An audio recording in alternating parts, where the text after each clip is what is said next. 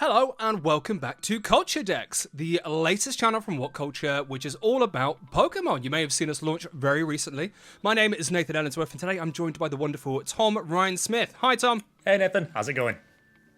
Not too bad. How are you? I'm pretty good. I'm sat in my little hovel of Pokemon things. I'm very excited to talk about Pokemon as always. So, yeah, let's just crack on, shall we?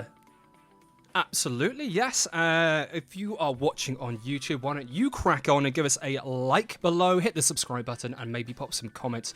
Because we're a very new channel, we want to get popular, and we want to reach the wonderful Pokemon fans out there, and all of that engagement is wonderful. Even if you think I look ugly, put that in the comments. I want to know.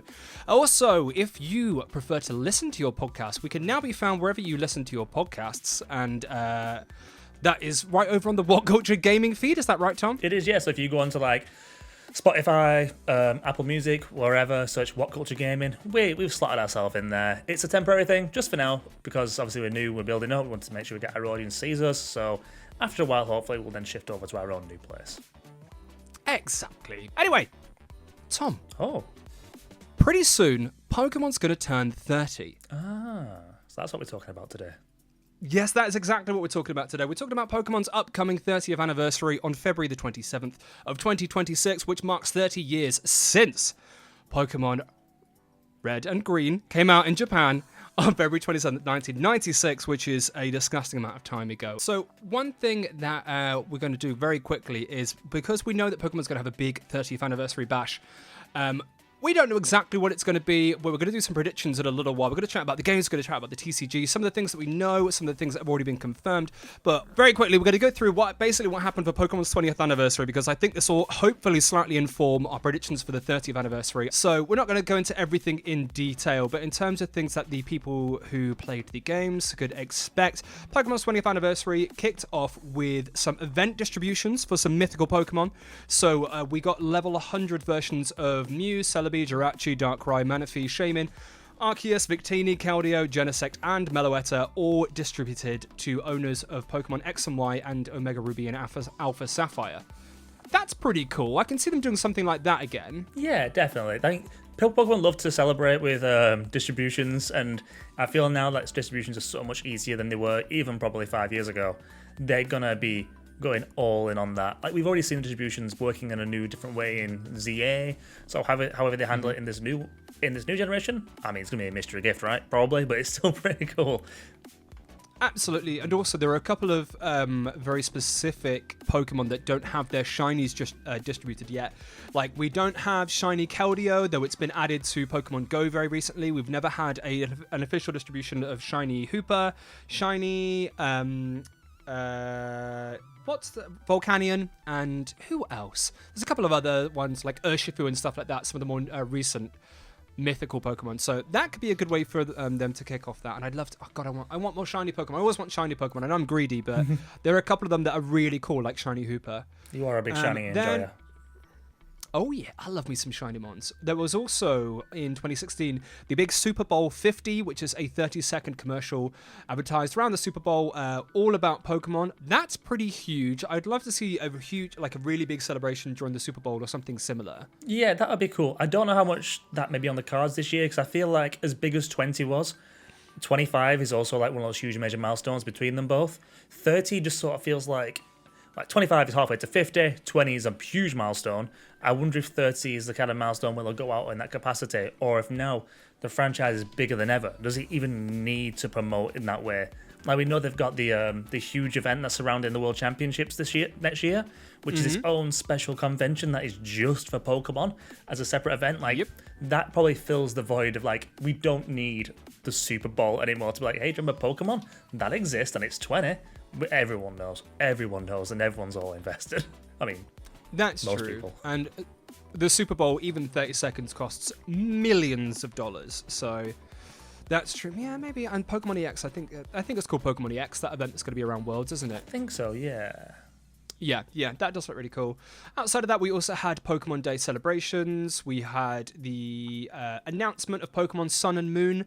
They were announced on Pokemon Day 2016, and then they were released later on in the year. We got, this is a big one, Pokemon Red, Green, Blue, and Yellow all came to the 3DS Virtual Console. See that? If that happens this time, if we can finally get Red, Blue, Yellow, and Green on on the eShop. That would be incredible. Like I can't see them releasing it as part of the Game Boy package. Like as much as like everyone wants them to add it on there, it's money. Yeah. It's too much money. They will be. Yep. Those single purchases are just too much unless they kind of use it as a driver for the expansion pass. But to be honest, people will be. We've just started the Switch 2 life cycle.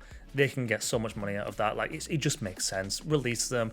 I mean, the dream is that classic collection, which we've always wanted. The physical classic collection, which just goes through the Game Boy generations. That's the dream. But given what we've seen with the Mario 3D collection, maybe not. I don't know. We will see. Yeah. And any sort of thing like that would be cool. It's important to note when we say the 3DS Virtual Console, that is very different from Nintendo Switch Online if you weren't there.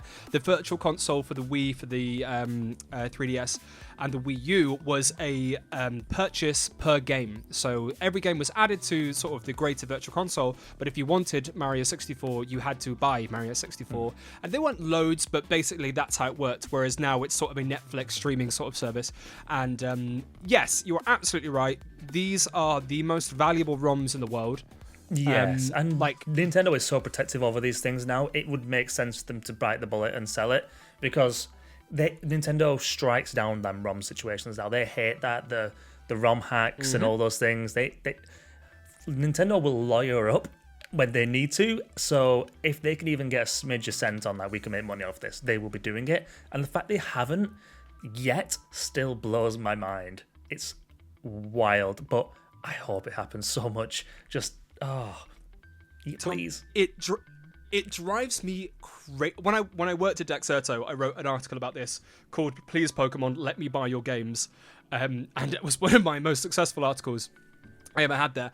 And it was just talking about I can't open Instagram or Twitter without getting targeted advertising for these emulation devices from China, which are stuffed to the gills with Pokemon games. Yes. And it shows there is such a market for these games, even in the modern day. Obviously, not everyone's playing Red and Blue. I think the most popular ones are probably Emerald and Ruby and Sapphire and stuff like that. But these games are so sought after, even today, and people are willing to pay like £100, if not more, to buy a device to pretty much just play them. Yeah. So the fact that the Pokemon Red, Blue, Green, everything is not available to purchase, I don't care if they're £10 each, £15 each. The fact that they're not available to purchase on Switch and on mobile is mad. Like, I understand why we're not gonna get the DS generation stuff on Switch. But there's one screen, and no one's gonna be like, "Hey, let me just turn my Switch this way around." It's just not gonna happen. But like the Game Boy games, the Game Boy Advance games, they are prime for the Switch 2 and the Switch. And it just Pokemon, think of the money.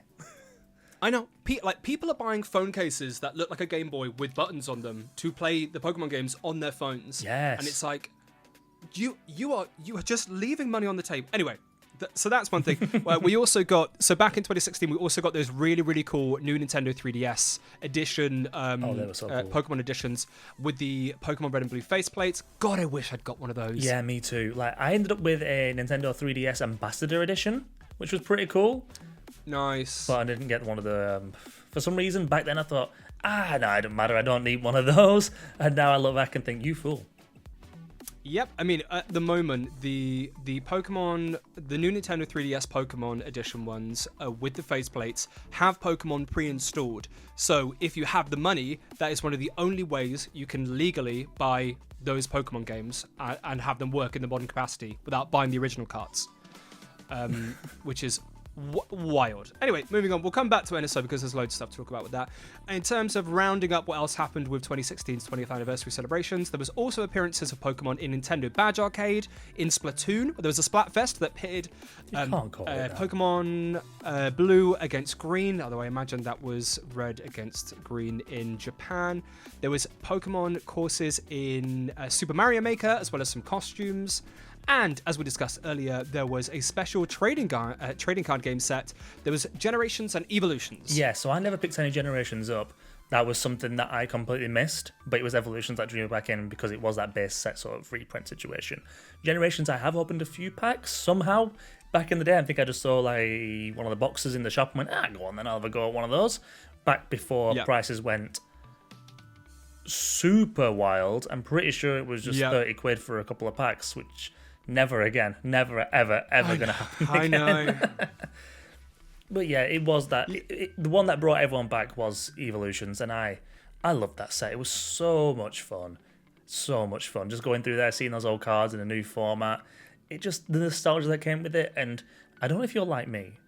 I don't know if you're a little sicker like I am, but when you open a pack of cards and when you stack them all together, do you ever just give them a sniff? Do you ever smell the cards? It just smells like the past. I know exactly what you mean. When the cards smell new, there is a certain smell. Yeah. I don't know if I've ever admitted that.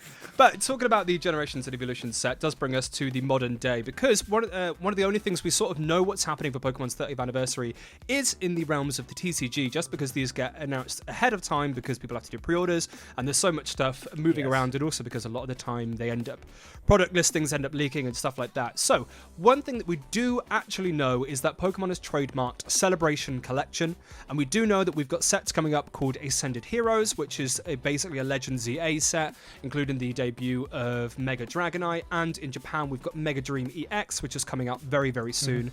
So we know Celebration Collection is basically going to be probably the catch-all term for the Pokemon TCG products released from next year onwards. Yeah, they seem to be the 30th anniversary. We're assuming these are the 30th anniversary cards going off the back of it being the celebration set for the 25th anniversary. It just makes sense. But this we should highlight is this trademark was trademarked in English in Japan, which is a really interesting thing because I don't think that happens often. Oftentimes, obviously, the trademark's in Japanese, and from what I've seen, this was an English trademark, which is strange. Just thought I'd highlight that. Thought I'd throw that into the void. Give that a bit of thought. I wonder if that means a very rare worldwide release for a set instead of a differential between the Japanese and the Western sets. Maybe, because Celebrations was a strange one, wasn't it? Where even the way the cards were distributed, where I think you bought the packs in Japan, but then you were given a promo pack that came with it if you bought a certain amount, or if you bought a box. And inside that promo pack was one of the cool holographic reprint cards. Do you remember the ones that we only got every few packs you'd get one? It was like the Donphan EX and those. That was a Delta Species Donphan. I can't remember what it was. But it had the base set Charizard, Blastoise, and Venusaur and things like that. In Japan they had to get it through a promo pack rather than in the actual set. That set was just the base 25 cards, if I'm remembering correctly. So they were kind of, I think they had it a bit rough over there compared to how we had it over here, where we had the chance to pull those big hits out of the main set. And also, they didn't get the Charizard. They didn't get that Metal Charizard, and I love that Metal Charizard. Yeah. Oh, man. Yeah, I mean, you know a little bit more about the TCG at the time than me, because in 2016 I was this was poor. 2001? This was Celebrations. Oh, I see. The original Celebration. Sorry. This is the 25th anniversary set. Okay, right. Okay, I'm with you. 2001 would not be the 25th anniversary. 2021. Sorry, look. I'm 34 years old. Time just doesn't work in a straight line anymore. It just becomes it all just smushes together. I'm with you. I mean, I was a big TCG fan when I was a kid, and I dipped in and out, but I didn't start again in earnest until sort of a few years ago, just because I didn't have the money. And I love TCG, but I've got ADHD and zero impulse control. So when I see a card that I want, I will burn my wallet to get to it. So I need to be very careful. Do you want to see something quite exciting? Are you going to show me a card that is going to make me really want to buy cards? So before I show you this, I paid £20 for this back when I worked at Unilad. So it was like in my first year at Unilad, I bought this and it cost me £20. It is open, and I pulled nothing good from it. Oh, you're joking me. That's so cool. For anyone who was audio listening, it's a base set. It's a fossil pack. And opening that in the office 7 years ago, that was a high point. Except for pulling, nothing good except for a non-holographic Articuno, which I did get graded just because I love the memory of opening it. Yeah, why not? 20 quid. Never in a million years now. No, never in a million years. And I thought I was wasting money buying it back then. I thought this is 20 quid down the drain. Oh, no. Oh, my God. I also, if you want to see, I have some old Pokemon cards right here next to me as well. Like some classic, like jungle and things. Just some old ones from when I was a kid. Don't know why I'm showing you that. Just they're in a tin next to my recording setup. To be fair, that does bring me to my next two questions. So beyond what we sort of know is happening, what would you like to see from next year? I think it's a little bit weird. We've already had things like the 151 set and stuff like that because I think that would have worked well. But we'll get what we get. And also, what do you think Pokemon can do to deal with scalpers and the demand for Pokemon cards in a year where we know it's going to be bigger than it already is when it's currently at the biggest it's ever been? I don't know. I have no idea. I can't see a solution. I think now it's down to retailers to sort it out. If you are a store, limit how many people can buy. This 30th anniversary set is going to go wild. The price of it will be crazy. The only thing that will hold it down in value at the start will be how much there is printed. But the amount scalpers are just collecting all of it now, you won't even get to see how much is printed because it'll just be hauled up and sold off for mass profit. It needs to be the stores that set purchase limits on these things now, and also be aware of who's buying them. If you see a bloke wearing a black hoodie and he's just got a cap on and he's just like buying a bulk load of packs, that guy's probably not a collector. He's just a dude. If someone walks in with a Pokemon t-shirt, looks like a Pokemon fan, they're like, I don't know. I'm generalizing the look of someone who dresses like a scalper, but you watch scalping videos and everyone just dresses in the big duffer jackets and stuff like that. They look like crypto bros. I think it's one of those things because if you're a retailer and you get a load of stock in, you want it sold, and you don't particularly care what happens to that company's reputation or the satisfaction of that company's fans. You just care about the numbers. Whereas if you are Pokemon, you do care about those sorts of things, but also you know that you want to sell stock. And if you do anything to interrupt your relationship with retailers, that could also cause a problem. So there must be a little bit of a, something to meet in the middle where Pokemon go, look, can you please do this or we won't give you the stock? Or the retailers, it must be so difficult because if it was easy, Pokemon would have fixed it by now. Oh yeah, I mean, I've seen the Pokemon Center has now adjusted the way it lets people in. There is now a timer which says how long predicts how long it'll take. It is a new entry system, which I'm not too sure how successful it's been so far. Last time I looked at it, I tried to get some Ascended Heroes. I tried to pre-order some, and it was saying 3 hours to get in, and I had to leave work because it was 4 o'clock. So I'm like, I'm not getting it. The chances are 0, and it's really depressing. But I think it's just the world we live in right now, and like all things, it will collapse again. Pokemon will stop being the hot thing at some point, and even now apparently the prices are tanking somewhat, but it's going to be a while off, and the 30th anniversary is not going to be the year that things calm down because it's a celebration year. Everyone knows how much the 25th anniversary popped off, the 20th anniversary popped off now. Like, you look at the price of 20th anniversary products and 25th anniversary products, it is wild. Like, people aren't going to miss out on this. They're going to go for it because they want to be, they want to flip it. They want to invest in it. I mean, I'm not going to lie. I like collecting sealed products sometimes. I've got a 25th anniversary celebrations box upstairs, but I'm not out there holding on to it because I'm like, profit. I'm holding on to it because I think it's cool. It. Yeah, and that's it. You're not treating it as an investment. There is a difference between being a person who cares about these sorts of things and the sort of person who wants to just buy a load of sealed products because they're like, I can flip these. Yeah. It's one of the situations where you own it because you like it, and if you have to sell it because you're financially needing to, well, that's the situation. You own it in that regard, and that's how I kind of see it. But yeah, I mean, if we want to talk about anything, let's talk about what we think the 30th anniversry TCG Chief set could be, because I am so excited to hope to potentially one day open a pack of that if I can. I don't, like I said, we recently had 151, so I don't think it'll be that again. We've had like a Pokemon Go set.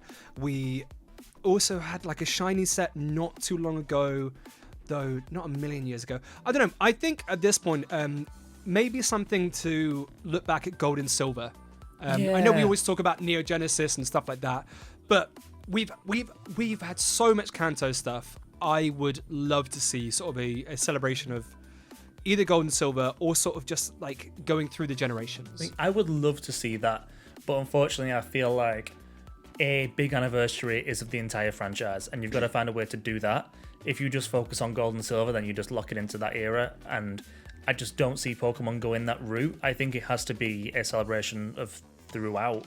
Like, what if they release like 1,000 card set and it's just every single Pokemon is in there? I actually don't want to think about that. No. But I can. They always love to obviously. Oh, they could do something similar to what they did with the Celebrations Classic Collection that was in Celebrations and release a new set, but they have one holo from every single era, or one holo from every single expansion throughout the years that goes into it as a reprint.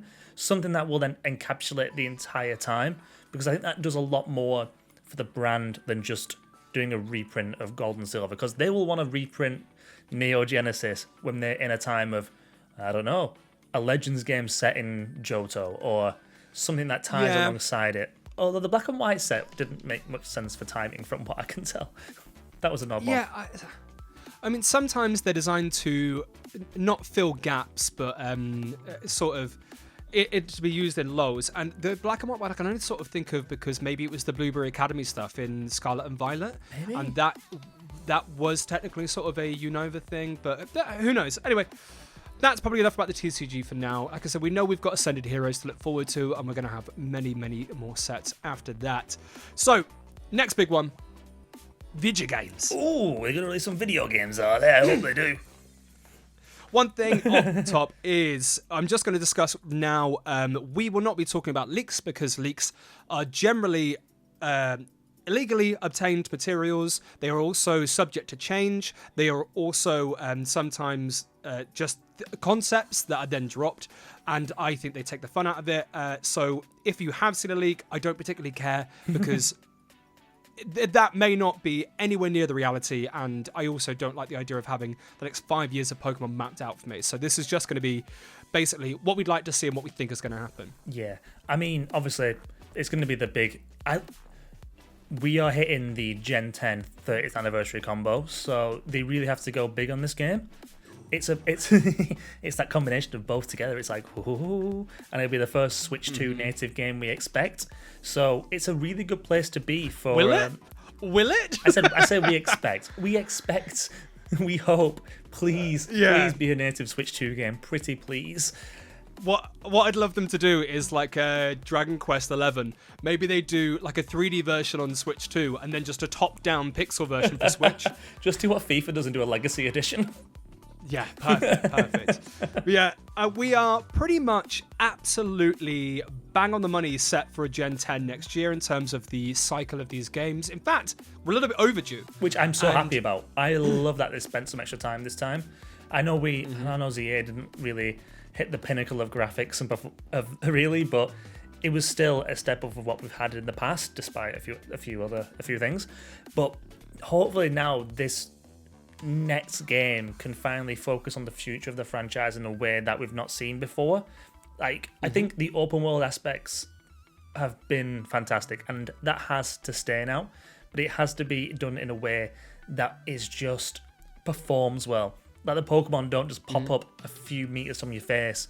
They've got to really go hard on this. Otherwise, it's not just about celebrating the 30th anniversary. It's about keeping the reputation of the brand now.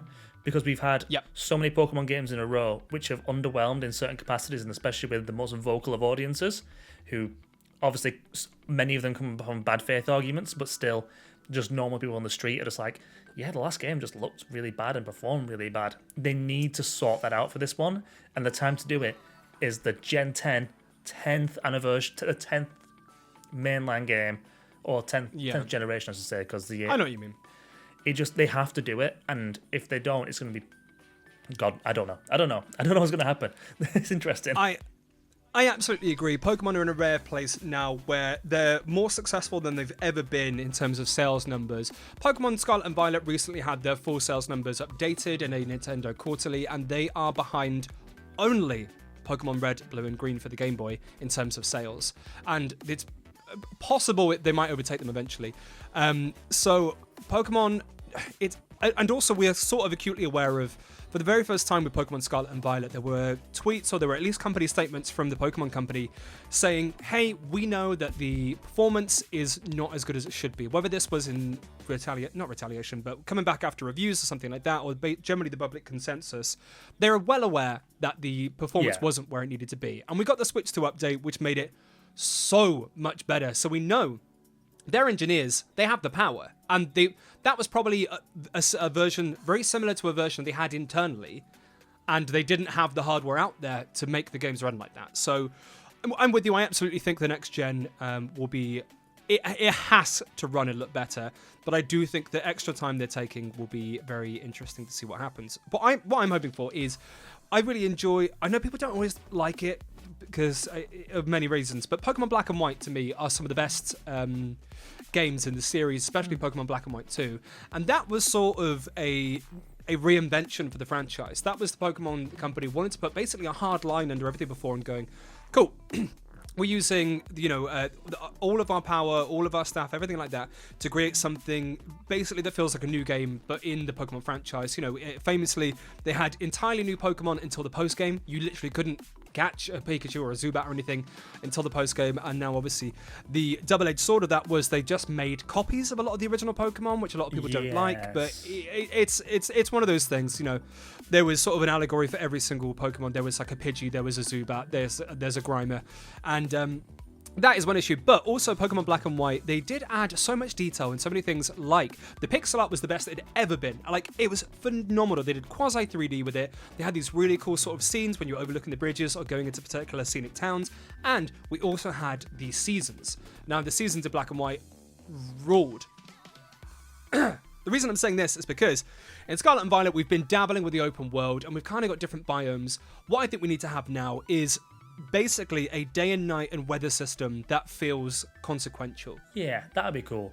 I mean, I feel like it's consequential, obviously, in ZA because the ghost Pokemon are more like to pop out at night in the cemetery and things like that.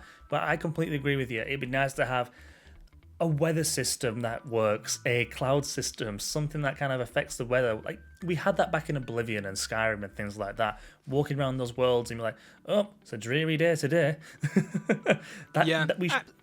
We should have that in Pokemon. If it's an open world game, that kind of thing works really well. The only thing I would say would hold that back is vibes. I think that Pokemon curate their worlds in some capacity with their colour palettes and things like that, so the world is experienced through the vibes that they want to portray for that moment of the game, for that space, for where you are. I think that may hold back some sort of weather system and things like that. I don't know, unless they can make it work. But maybe it's me. I'm not a big fan of when the game has rain. There's something... I don't like bad weather. I don't like dark. I like... Maybe it's seasonal depression. It just kicks that. Maybe it's that thing that just kicks in my brain about seasonal depression. That when a game's like, "Hey, it's raining," and I'm just like, "Oh, but now I feel sad. I don't want to play this." I love rain in games. It's like a rainy day at home for me. I love the feeling of that safety from rain. I also think it works in certain games. So in Legends EA, when it rains, that is when you can catch Goomy or Goodra. No, Sliggoo, sorry. And also, one thing they did, so you're absolutely right in terms of making sure that the game works in a certain level. So at the start of Pokemon Legends EA, the weather cannot be changed until you reach a certain story point. So they design it so, like, and these set cutscenes, like, okay, no, you're going to have the sunshine. And I'm sure they will do that in the future if they ever do introduce a weather system. Yeah, that's one thing I'd like to see. Other than that, I'd also like to see... I really love the raid system from Scarlet and Violet. I love being able to just jump online and raid with people. What I need is the wait system for that completely abolished or overhauled, so I'm not sat there for minutes at a time refreshing, waiting to get in a raid, and then waiting for everyone else to load up, and then maybe it works, and then the raid is the slowest thing I've ever done in my life. Yeah, I agree. I can't really say much more than that. I am such a person who I feel like Arceus and Scarlet and Violet were the kind of Pokemon games I had always wanted, and now we've had them.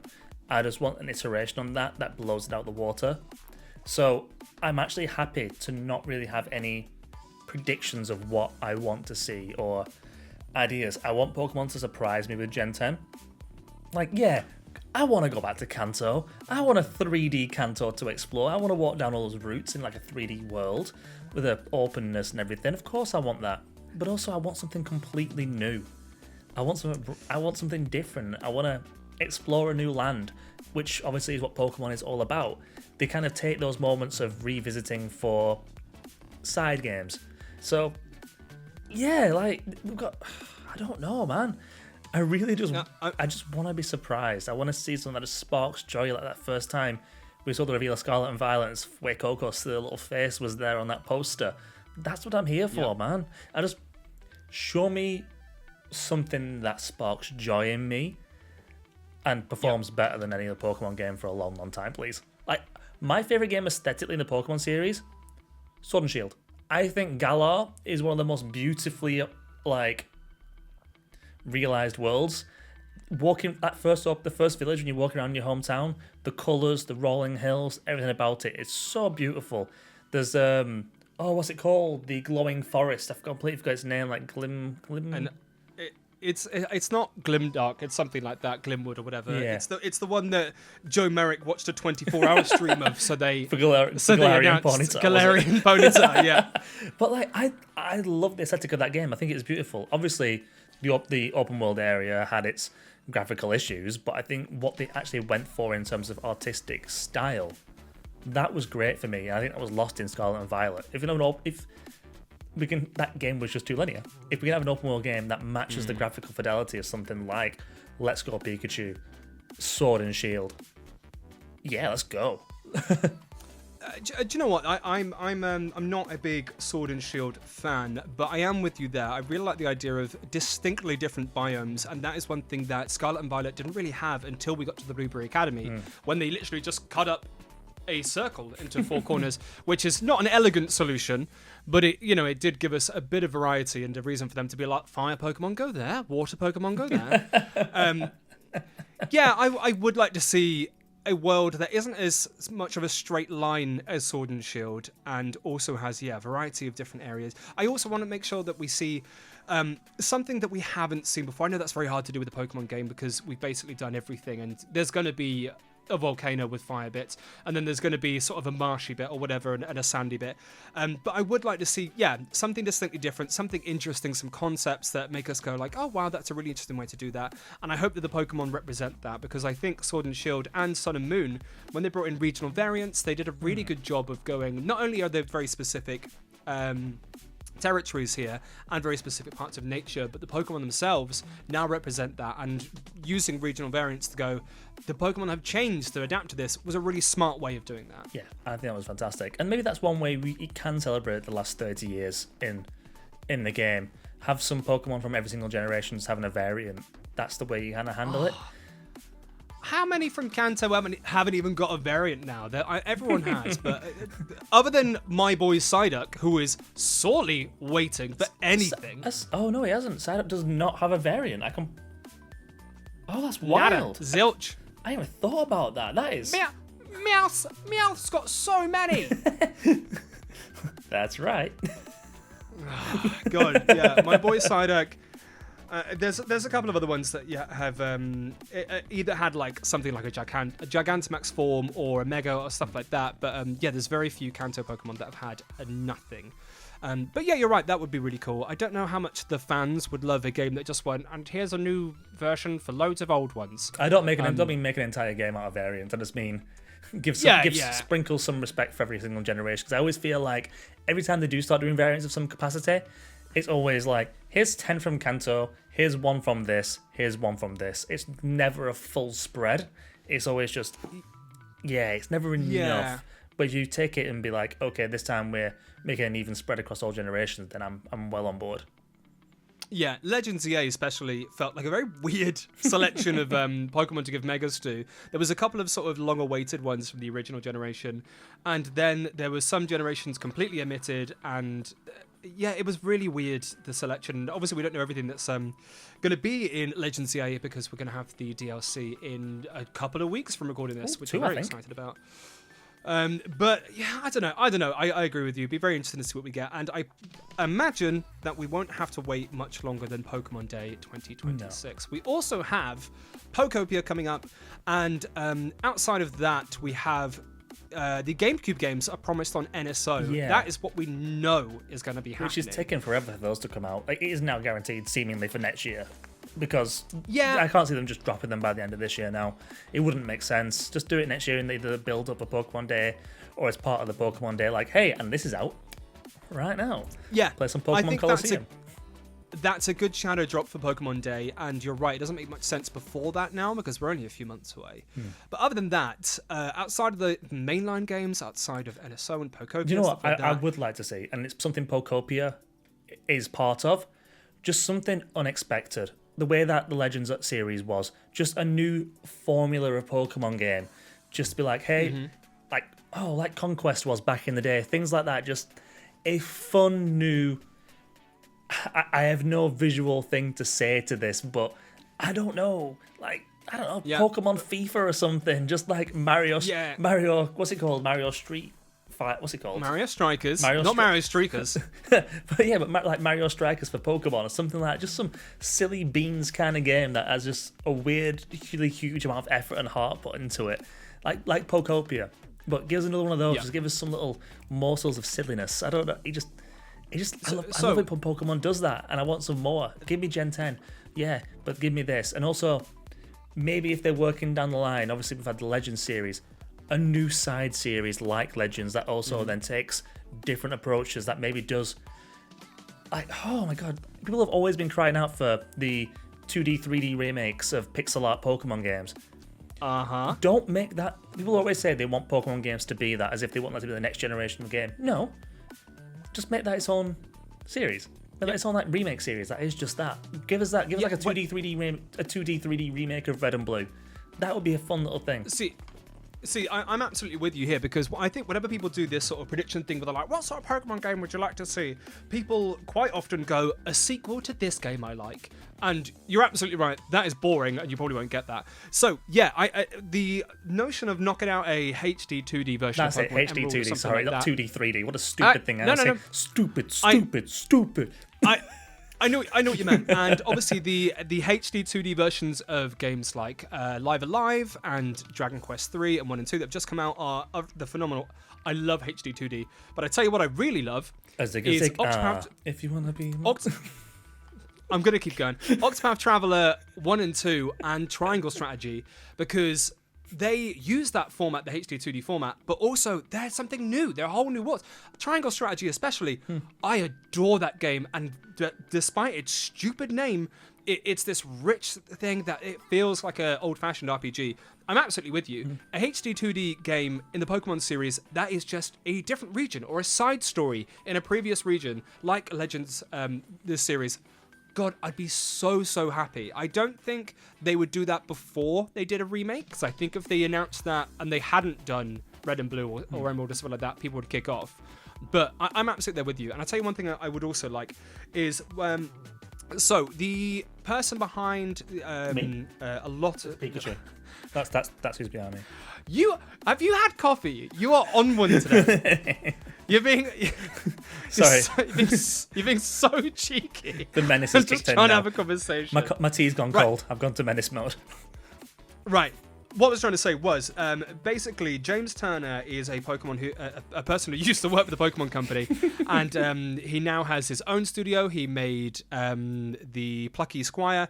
He led the studio that did it. Anyway, he was art director for Pokemon Sword and Shield. He was also involved with the creation of several Pokemon, and before that, he was also, I'm going to say, director for a 2D side-scrolling rhythm game on the 3DS called Harmonite, which absolutely slaps. It's really, really good. And that actually had a couple of Pokemon games in it, Pokemon songs in it as well. Now, I don't know if you've played the Theater Rhythm series. No. It's the one where it's a Final Fantasy game, but it's just about the music, and you drag around on the screen. It's sort of a rhythm. Anyway, they're really, really cool. Now, I don't know if they would do this because I imagine the licensing behind Pokemon songs and stuff is an absolute nightmare. But the idea of a Harmonite or Theater Rhythm sort of game with the Pokemon soundtrack is like a dream come true for me. And that is, to me, also a really good way to celebrate the 30th anniversary. Yeah. Because you just do songs from every game, from every generation, from the anime, from whatever. Like, just, that would be pure nostalgia. Oh, you know what you could do? And this got me real excited. A Pokemon roguelike deck builder. Oh my god, I'd love that. I'd love that. Oh my god, like Slay the Spire, but with Pokemon cards. Yeah, or like something, or Balatro, or something like that. Just in that kind of vein of games. Just. I don't. You know what would be a really good outline for it would be SteamWorld Quest, because that's an RPG where you control the characters, but also you're using like a card deck.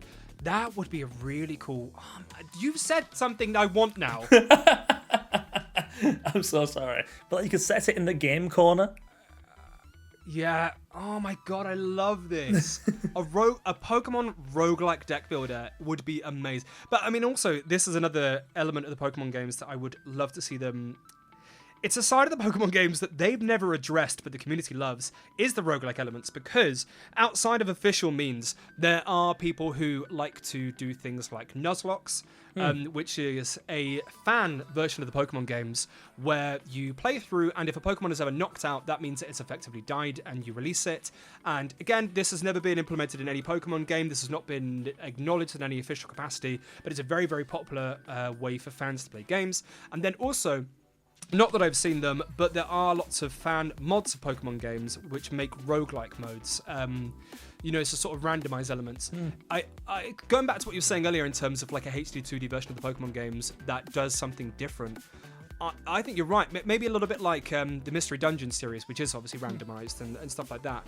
Like an actual RPG version of it that is just a roguelike game with different elements, different Pokemon every time and stuff like that. Oh, you could do something like Hades. So you start off as a Pokemon trainer in Pallet Town, and you make your way as far as you can till your team gets knocked out, start again.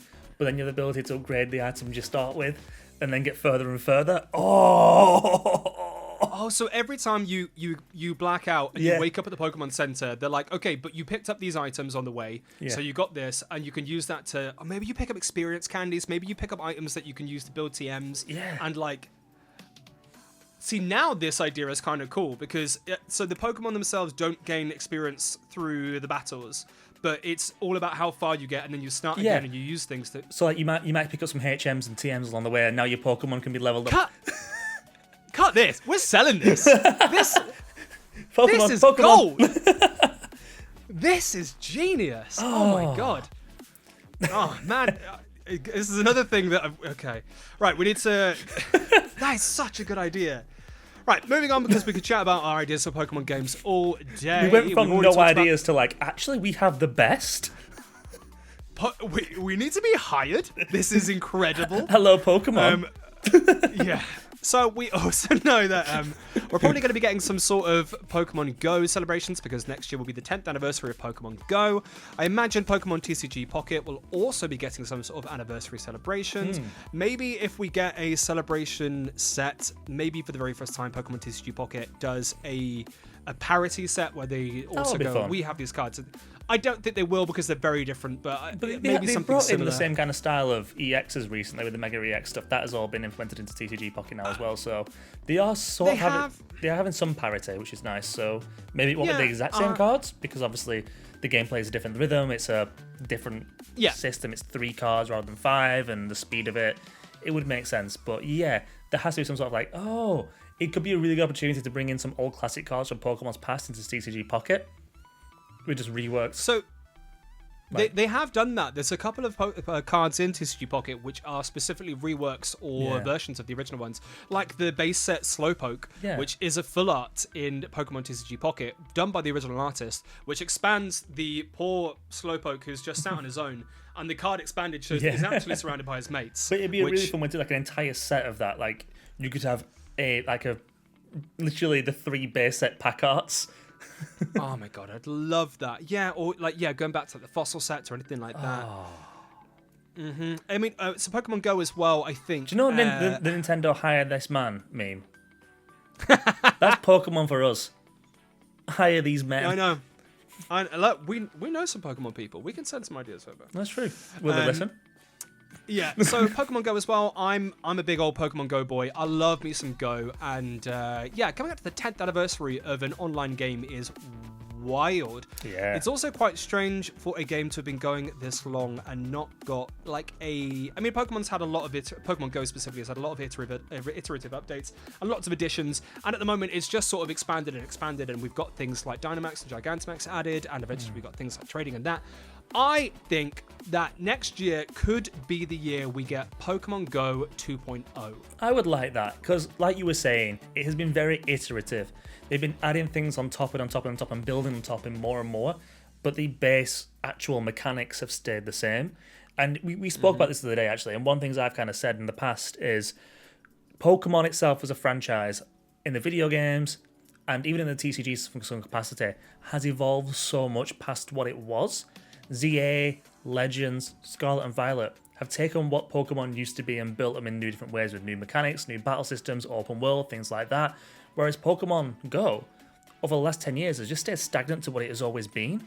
I mean, how long ago was it that Giovanni, Team Rocket just were in balloons above you, and now they're just still there.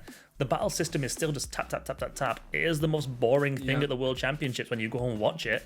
It needs some sort of just ground up rebuild. And I'm not saying like reset the Pokemon, don't like reset what you've caught. Just ground up, and just a ground up remake. That's all it needs. I don't think we'll ever see a ground up remake. I don't think we'll ever see a Pokemon Go 2 with, which would be difficult because then there'd have to be some sort of migration feature. Exactly. Then they'd have to, they'd have to say you can't bring these ones, but you can bring these ones. But I am with you in terms of I do think we need some changes. I'd have to check, and I'm sure if Joe Merrick is listening, he'll say in the comments. But I wouldn't be surprised if Pokemon Go is the longest that Pokemon has ever supported a game without changing it to the next generation, because even Pokemon TCG now has Pokemon TCG Live in terms of the app.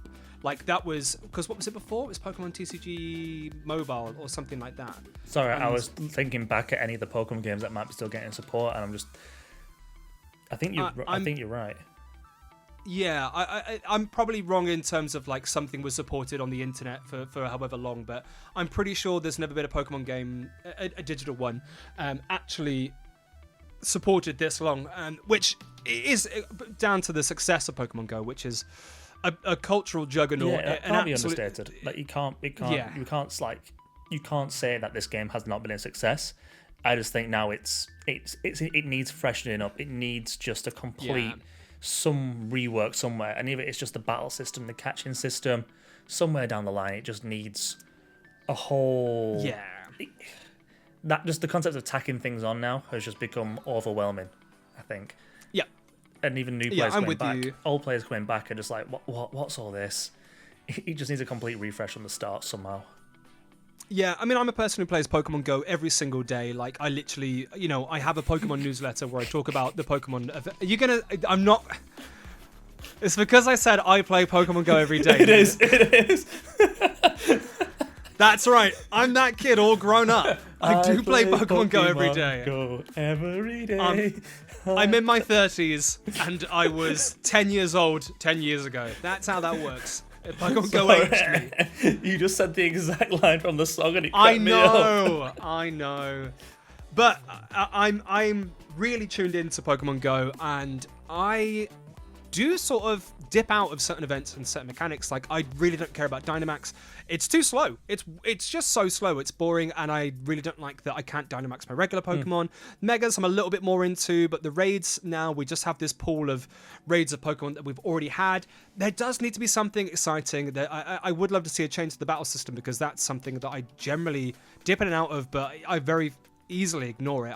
Whether it's not having to tap and we just hold, or there's an auto attack or anything like that, there needs to be something. But I imagine alongside all of that, we're probably going to see some really big additions. We'll probably get Mega Mewtwo X and Y finally, because they have not been introduced into Pokemon Go. We'll probably get some of the Mythicals that we're waiting for.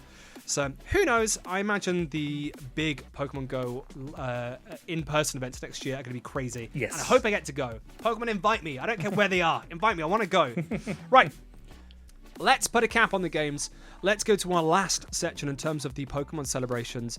And this is something that is a little bit lacking in recent memory. Now, TV and film. We have Pokemon Horizons.